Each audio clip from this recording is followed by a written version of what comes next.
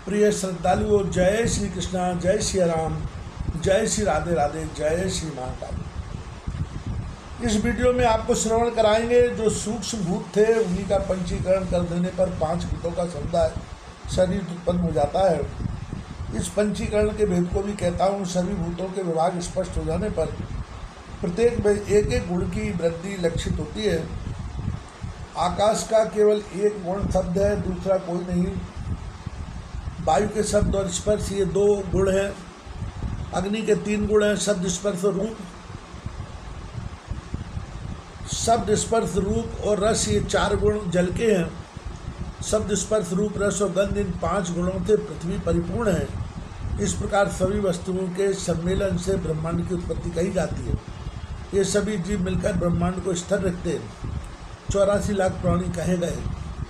ब्रह्मा जी कहते हैं, बेटा नारद यह सृष्टि का वर्णन कर चुका जो तुमने मुझसे पूछा था। अब गुणों के विषय में कहता हूँ, मन को एकाग्र करके सुनो।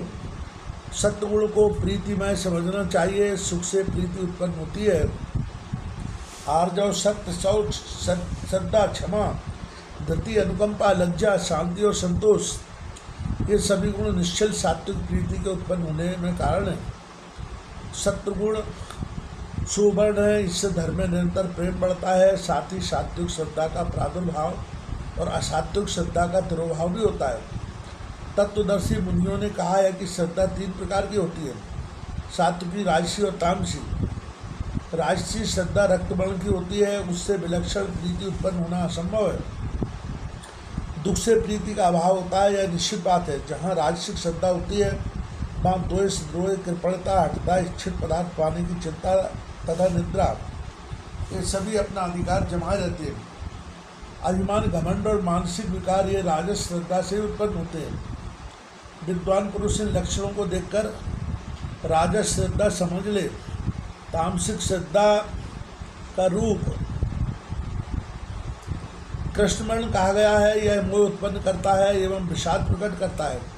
आलस, अज्ञान, निद्रा, दीनता, भय, विवाद, कायरता, कुटिलता, क्रोध, टेढ़ापन, अत्यंत नास्तिकता और दूसरों के दोष को देखने का स्वभाव ये तामसी श्रद्धा के लक्षण हैं। पंडित जन इन लक्षणों से युक्त श्रद्धा को तामसी श्रद्धा निश्चित कर ले। इस श्रद्धा से संबंध होने पर दूसरों को पीड़ा पहुंचाने की प्रवृत्ति जाग उठती है। अतएव कल्याणकामी पुरुषों को चाहिए कि वे सात्विक श्रद्धा का प्रयोग करें, राजसिक श्रद्धा पर नियंत्रण रखें तथा तामसी श्रद्धा का श्रद्धा त्याग कर दें। सत्व, रज और तम इन तीनों में से किसी का प्रेम नहीं है। ये एक दूसरे से विरोध रखते हैं। कहीं कहीं इसका मेल मिलाप भी हो जाता है। वैसे ना कहीं केवल सत्व रहता है और न रज एवं न तम ही, तीनों साथ रहते हैं। इससे इनको अन्योन्याश्रित भी कहा गया है। नारद काम, क्रोध, लोभ, मोह, तृष्णा, द्वेष, राग, मद, असूया, ईर्षा आदि सभी शरीर के विकार है। जब तक ये बाहर नहीं निकल जाते तब तक मनुष्य पुण्यात्मा नहीं बन सकता। तीर्थाटन करने पर भी यदि ये विकार शरीर से बाहर न निकले तो तीर्थ का फल केवल श्रम ही रहा। जैसे किसान कितने परिश्रम से खेती करता है, विषम भूमि को सुडौल बनाकर महंगे मूल्य से खरीदा हुआ बीज होता है, मन में उत्तम आशा लगी रहती है, दिन रात खेत की रक्षा में अथक परिश्रम करता है। अब हेमंत का समय आ गया, खेत में फल फूल लग रहे हैं, इतने में रखवाली करने वाला किसान सो गया। बाघ और मृग आदि जंगली जानवर आए और सारा खेत खा गए। बेचारा गृहस्थ निराश होकर बैठ गया। पुत्र वैसे ही मन से विकार दूर न हुए तो तीर्थाटन के परिश्रम से केवल दुखी उठाना पड़ता है, वह कोई फल नहीं देता। शास्त्र का अध्ययन करने से श्रेष्ठ सत्वगुण उत्पन्न होता है और बढ़ता है। नारद उसका फल यह होता है कि तामसिक पदार्थों में आसक्ति नहीं हो पाती। राजस और तामस दोनों वृत्तियों को वह हठपूर्वक रोक देता है। लोभ होने से प्रबल रजोगुण की उत्पत्ति होती है। तमोगुण और सत्वगुण को वह दबा डालता है। मोह होने से तमोगुण उत्पन्न होता है और क्रमशः उसकी वृद्धि होने लगती है। वह सत्वगुण और रजोगुण दोनों पर अपना अधिकार जमा रहता है। जिस प्रकार एक गुण दूसरे को दबा देता है। अब प्रसंग में विस्तार पूर्वक कहता हूँ। जब सत्वगुण की वृद्धि होती है तब मन में धार्मिक भावनाएं जग उठती हैं।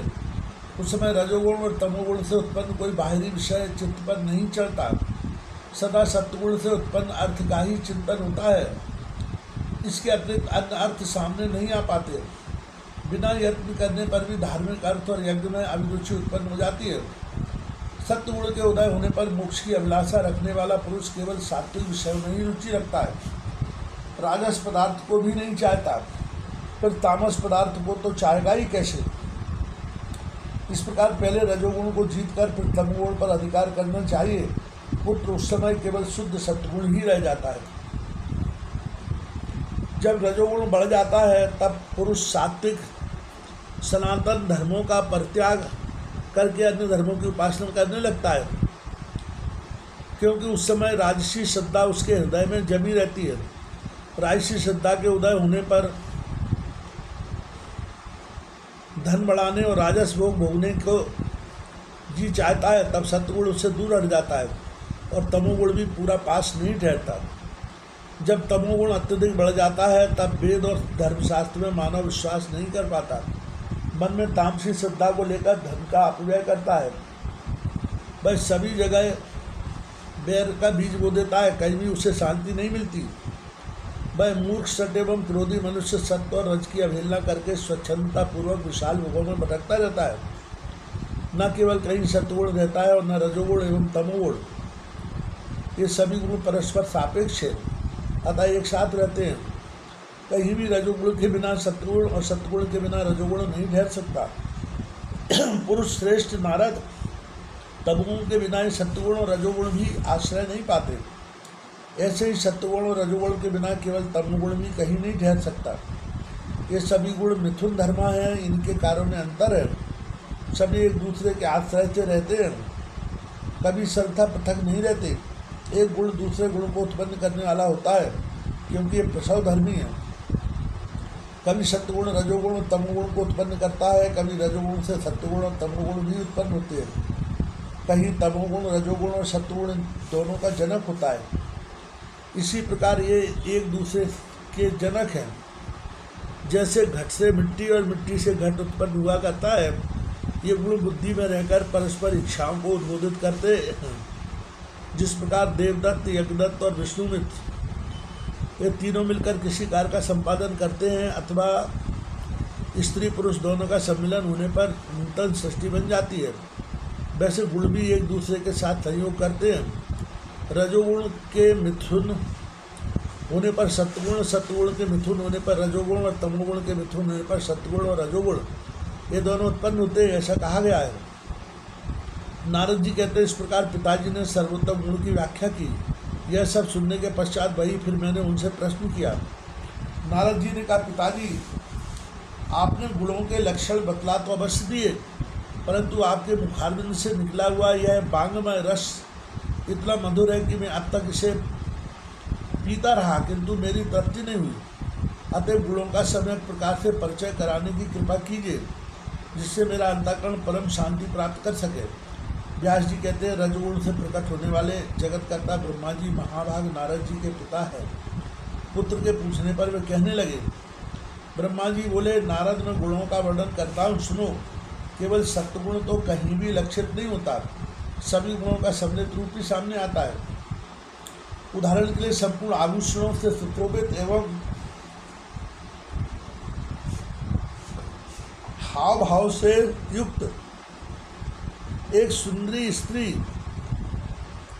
अपने पति को काम सुख देती है, साथ ही उसके माता पिता भाई बंधु भी विभिन्न भाव से प्रसन्न होते हैं। वही वह स्वतों को महान कष्ट देने वाली भी सिद्ध होती है। वैसे ही सत्वगुण जब स्त्री वेश में होता है और उससे रजोगुण एवं तमोगुण संबंधित होते हैं, तब राजसी एवं तामसी वृत्ति उत्पन्न होती है। रजोगुण और तमोगुण के स्त्री रूप में आने पर यदि सत्वगुण से संबंध होता है तो सात्विक वृत्ति उत्पन्न होती है। एक से दूसरे का परस्पर संयोग होने पर एक विलक्षण वृत्ति तैयार हो जाती है। नारद स्वभाव में आश्रय के अनुकूल जाति अंतर का आविर्भाव नहीं होता, जहाँ कहीं भी संयोग के अनुसार वृत्ति बन जाती है। जैसे एक सुंदर युवती स्त्री है, लज्जा करना, मधुर बोलना और नम्रतापूर्वक रहना आदि गुण उसमें विद्यमान है। धर्मशास्त्र के अनुकूल काम शास्त्र की वह पूर्ण जानकार है। उसके व्यवहार से पति को बड़ी प्रसन्नता होती है, साथ ही उसे देखकर स्वतों का कलेजा दहल उठता है। यद्यपि उसमें सभी सात्विक गुण हैं, फिर भी लोग कह बैठते हैं कि उसके व्यवहार से बहुतों को दुख हो जाया करता है। वैसे ही सात्विक गुणों के विषय में उसके विपरीत तामसिक गुण का आभास हो जाना स्वाभाविक सिद्ध है।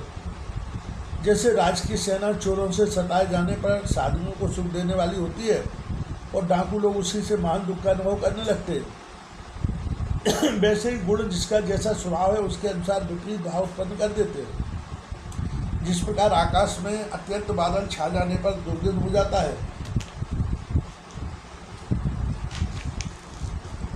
बिजली कड़कने लगती है, चारों ओर अंधेरा छा जाता है, मेघ भूमि को भिगोने लगते हैं, यह स्थिति खेत जोतने वाले गृहस्थ के लिए मान दुखदायी हो जाती है। जिनके खेत में बीज उगाए हैं उन्हें इससे सुख मिलता है। अधिक कष्ट तो उन बेचारे मंदभागी गृहस्थों को होता है जिनका घर अभी छाया नहीं गया, जो छप्पर के लिए खर बांस आदि जुटा रहे हैं। इससे सिद्ध होता है कि सभी गुण जिनका जैसा स्वभाव है उसी के अनुसार अनुकूल और प्रतिकूल प्रतीत होते हैं। पुत्र, अब उन गुणों के लक्षण बताता हूँ, सुनो। सत्य गुण प्रकाश करने वाला, स्वच्छ और विशद है। जिस समय बचपन में नाक, कान, आँख आदि इंद्रियां अभी छोटी रहती हैं, वो निर्मल अंतःकरण विषयों की ओर नहीं मुड़ता, उस समय शरीर में सत्गुण का साम्राज्य समझना चाहिए। फिर जमाई लेना, सोना और हाथ पर पटकना आदि क्रियाएं रजोगुण के प्रभाव से होती है। जब किसी मानव के शरीर में रजोगुण की मात्रा बढ़ जाती है तब वह कलिका स्वरूप खोजने और दूसरे ग्राम में जाने आने की धुन में लग जाता है। विवाद में उलझ जाने पर उसका चित्त अत्यंत चंचल उठता है, मान अंधा बना देने वाली काम की उत्पत्ति हो जाती है। तदनंतर शरीर के सभी अंगों में शीघ्र गुप्ता आ जाती है, वह इंद्रियों को ढकने लगता है, मन एकाग्र न होने से नींद नहीं आती। नारद एवं गुणों के लक्षण समझ लेने चाहिए। नारद जी ने पूछा, पिताजी आपने तीनों गुणों को भिन्न भिन्न स्वभाव वाला बतलाया है, तब ये तीनों एक स्थान में रहकर एक दूसरे के सहयोग से कैसे निरंतर कार्य करते हैं? क्योंकि भिन्न भिन्न स्वभाव वाले शत्रु होते हैं, यह बिल्कुल निश्चित बात है। भला शत्रुगण परस्पर मिलकर कैसे काम कर सकते हैं, यह रहस्य मुझे बताने की कृपा कीजिए। ब्रह्मा जी बोले, बेटा सुनो, मैं सत्य रज तम तीनों के विषय में कहता हूँ। इन गुणों का दीपक जैसा स्वभाव है।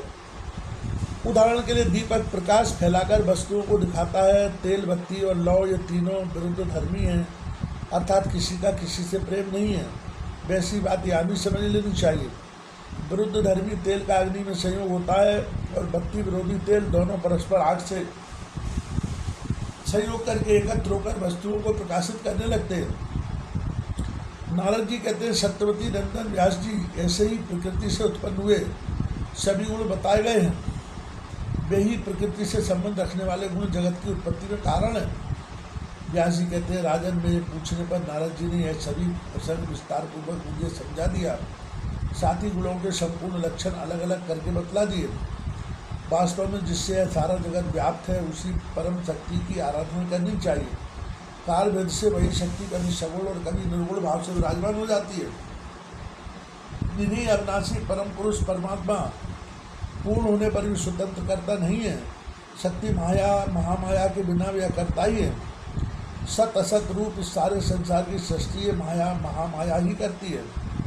ब्रह्मा, विष्णु, शंकर, सूर्य, चंद्रमा, इंद्र, अश्वनी कुमार, वसुगण, कुबेर, वरुण, अग्नि, वायु, पूषा, स्वामी, कार्तिकेय और गणेश प्रवृत्ति सभी देवता इस शक्ति से उत्पन्न होने पर ही अपने कार्य संपादन करने में समर्थ होते हैं। राजन, में परमेश्वर ही जगत की कारण है, तुम उन्हीं का भजन और पूजन करो। विधि पूर्वक परम भक्ति के साथ उन्हीं की पूजा में संलग्न हो जाओ। वे ही महाकाली, महालक्ष्मी और महासरस्वती है, संपूर्ण प्राणियों के अधिष्ठात्री है।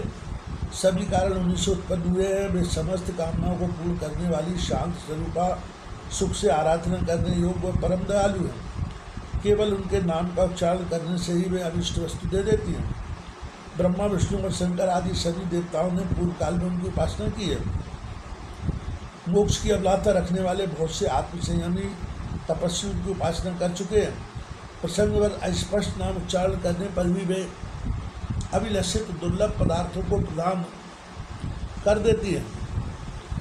वन में व्याघ्र आदि हिंसक जानवरों को देखकर डर जाने से ये यो बिंदु रहित नाम का उच्चारण होने पर भी मनोरथ पूर्ण हो गया था। राजन, इस विषय में सत्यव्रत ब्राह्मण का उदाहरण सामने है। हम सभी पुण्यात्मा मुनियों का समाज एकत्रित था। वही कुछ विशेषज्ञ पुरुष यह प्रसंग कह रहे थे। मैंने प्रत्यक्ष अपने कानों से विस्तार पूर्वक सभी बातें सुनी हैं। सत्यव्रत नाम का एक महान मूर्ख निरक्षर ब्राह्मण था। किसी कौल के मुख से सुनकर प्रसंगवश उसने उसका उच्चारण किया था। अनुस्वार का उच्चारण उससे नहीं हो सका, केवल ये इतना ही उच्चारण हुआ। फिर भी वह एक दिन बड़ा भारी विद्वान बन गया। ये कार के उच्चारण करने से ही उस पर भगवती परम प्रसन्न हो गई। दया से ओतप्रोत रहने वाली उन भगवती परमेश्वरी ने उस ब्राह्मण को कविराज बना दिया।